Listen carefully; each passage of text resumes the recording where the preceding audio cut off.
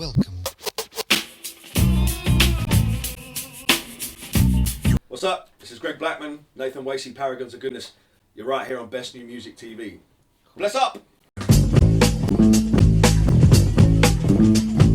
I don't remember any time where I was doing anything other than that.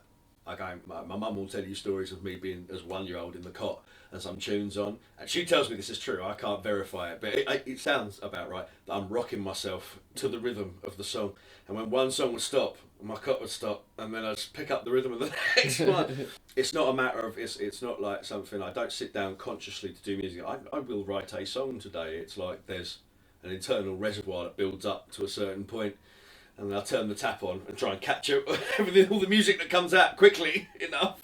Pass me another bucket, and then turn the tap off, let it build up again. Take whatever's poured into the bucket and try and make sense of it, and try and build it into something good. But I mean, my first memory of music is as far back basically as I can remember. Same here, really. I couldn't say exactly when at all. My whole life, really. Well, again, this goes back to my folks, who were awesome and always incredibly supportive. Is when I was a little kid, I always kind of had a keyboard, but my mum, God bless her, for my, I think, 11th or 12th birthday, had the incredible prescience to get me this keyboard. They don't make it anymore. It's called Yamaha PSR SQ8, and it had all the usual, sounds and stuff. But what it did have, which is I still use to this day, was it had a way you could play drums, kick, snare, hi hat, crash. So booms, cats, boom, cats, which is still how I do it today. So I learned to make, and also it had a little sequencer. So you wouldn't just, I didn't think of music as something that you'd sit down at a piano and go ding. Okay, the bass and piano will, the bass and drums will play the changes, and I will sing. I thought like making music is always a process of adding up little bits to make a concise whole and balancing those bits together.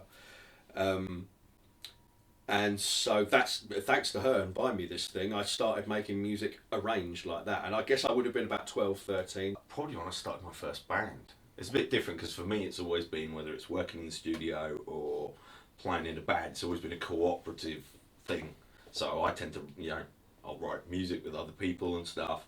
Songs, I don't know, so probably when I was about 16. I played guitar in a band from 14 and started writing properly with them when I was about 16, 17. Well, it's a bad time for studios anywhere at the moment. You've got a lot of the big studios in London closing and stuff. And one thing that's good about that means there's an awful lot of good professional clients that are trying to find new premises after the places they've used for 30 years. Affordable premises as well. Yeah, and affordable premises. So it's been some really interesting albums this year. But, I work on the Greg stuff on a different platform. It's what I choose to do. I choose to do as well as working on it. It's kind of, this is a different thing. It's where we get to make our little kind of audio cartoons, really. Slow start to the year. Promising though. Constant work and finally looking like it's paying off, which is good. It was literally, we got together one week, said that was fun, should we do that again the next week? Yeah, all right. Same time? Yeah, all right. Yeah. Even before that, it was sharing a pint in a pub with friends that were musicians that we both played with, but not at the same time. Yeah. And just going, we should do something. We should do something. When? Tomorrow. But as right, let's do it. I mean, and we did. And that was the first of our pretty much weekly sessions for like 7 years. For me, as far as I'm concerned, for the last year, I've been mixing alongside with Nathen. I've been mixing the album that I've written with DJ Vadim. We've got about 16 tracks come at the end. We're quite.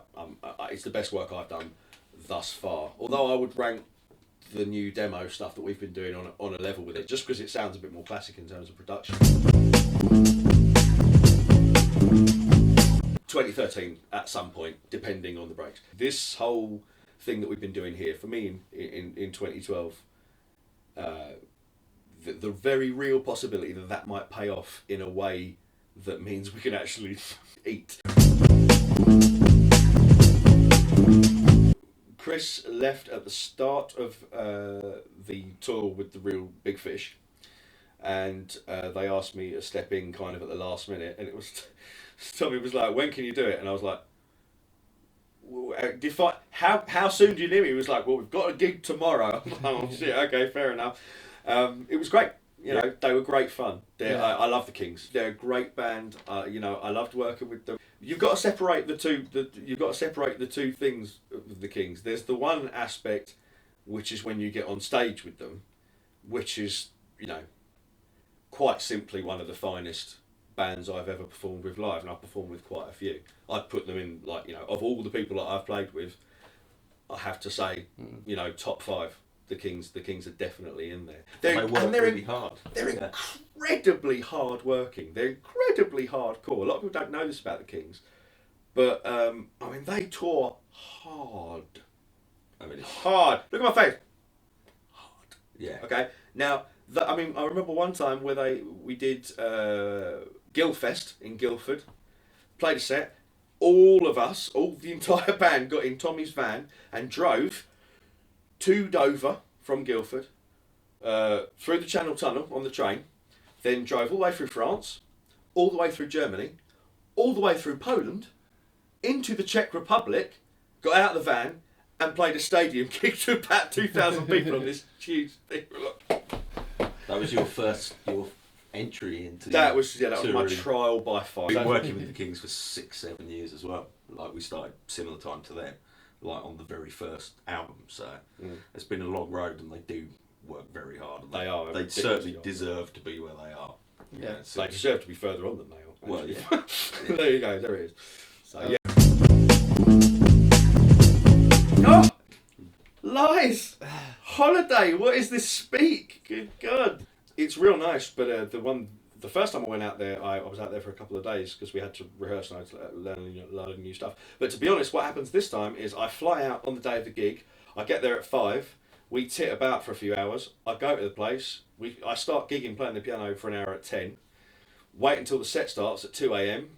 Gig really hard with them until 4. Go back to there, sleep for a few hours, get up, come straight back on the plane. There ain't no...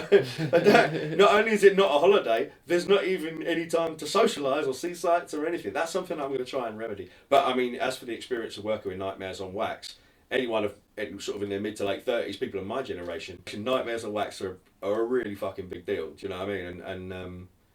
And Nightmares on Wax basically is one guy in a rotating crew of other musicians. It's a guy called George Evelyn, DJ Ease.